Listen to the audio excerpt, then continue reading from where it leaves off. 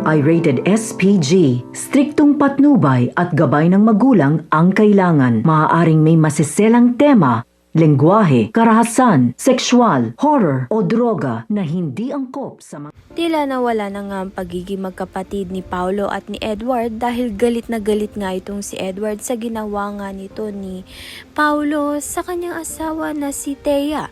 Dahil sa lahat ng babae, si Thea pa nga ang tinalo nga nito ni Paolo. Samantalang matapos nga mapanood ni Marge ang video scandal nga nito ni Paolo at ni Thea, hindi niya nang mapigilan ang kanyang sarili at nag-breakdown na nga siya dito kay Paolo dahil ginawa naman nga niya ang lahat. Feeling nga niya hindi siya tunay na minahal nito ni Paolo dahil naghanap pa nga ito ng kaligayahan sa iba.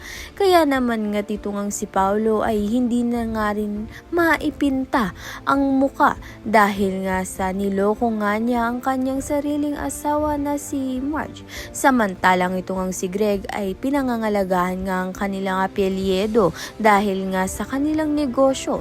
Subalit sa isang iglap, masisira nga ito dahil sa video scandal nga nito ni Paolo at ni Thea. Kaya naman nga't yan at iba pa ang dapat nating pakaabangan. Maraming salamat sa iyong panonood.